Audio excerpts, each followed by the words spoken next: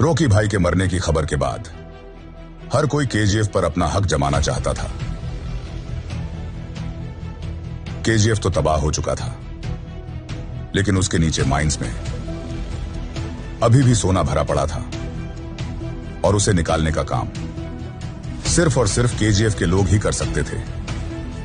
तो कुछ पुराने मेंबर्स ने लोगों को फिर से पहले जैसे जीने को मजबूर कर दिया था। लेकिन वानरम को अमेरिका से एक मैसेज आता है, रॉकी भाई सही सलामत है। ये सब तो बस उनकी एक चाल थी ताकि वो सारा सोना अमेरिका पहुंचा सके। तुम्हें क्या लगा रॉकी भाई की कहानी का दी एंड हो गया? कहानी का दी एंड नहीं, अभी तो कहानी शुरू ही हुई है। मैडम, रॉकी लौट आया है और आते ही उसने अपने सारे दुश्मनों को एक एक करके मारना शुरू कर दिया है। अगर ऐसा ही चलता रहा तो वो जल्द ही फिर से अपनी हुकूमत कायम कर लेगा। मैंने अपनी मां से वादा किया था कि पूरी दुनिया उसके कदमों के नीचे लाऊंगा, और उस वादे को पूरा किए बगैर मैं मर नहीं सकता। अमेरिका, जर्मनी, फ्रांस, इंग्लैंड और इंडिया, इन सारे देशों की सारी दौलत पर सिर्फ और सिर्फ रॉकी भाई का हक है। मेरा सारा गोल्ड अमेरिका लेके आ गया हूं और अब यहीं से मैं दुनिया पे राज करूंगा। मौत और दर्द की चीखों के बीच निशब्द खड़ा था। आखिर वो दिन आ गया, राजा लौट आया। राजा के आगमन में उनकी प्रजा इंतजार कर रही थी। उनके लोगों को मार के खाने वाले राक्षस से सिर्फ उनका राजा ही बचा सकता है, इसका भरोसा था। एक प्रजातांत्रिक देश में मैंने सर्विस ज्वाइन करने के बाद उसे ढूंढने की बहुत कोशिश की, फिर मैंने ढूंढना छोड़ दिया। 70 करोड़ लोगों के बीच इतना बड़ा साम्राज्य, इतनी बड़ी व्यवस्था, कैसे? इस बात की परवाह भी है वहां कौन जीता, इसकी दिलचस्पी भी।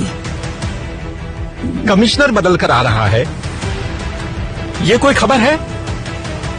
सर, खबर पोस्ट देखकर नहीं बनती, उस पोस्ट पर जो पर्सन आ रहा है उसे देखकर बनती है। एक माफिया साम्राज्य का राजा हो गया। उसकी अमानवीयता को नियंत्रित करने के लिए कोई अंकुश नहीं था।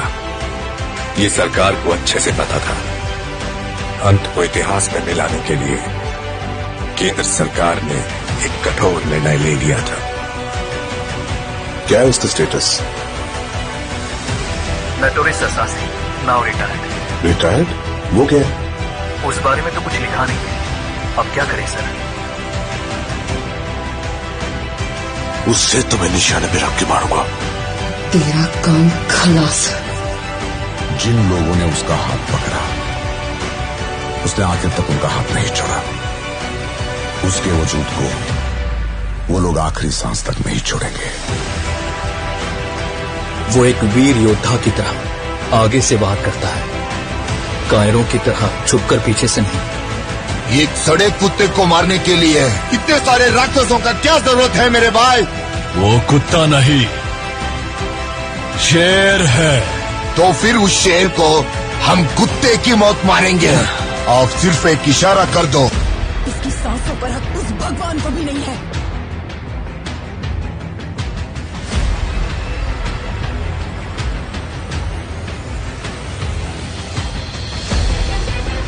कुछ लोग गुलाम बन के ही सही 100 साल जीना चाहते हैं, लेकिन कुछ लोग एक दिन भी जिए तो सुल्तान की तरह जीना चाहते हैं।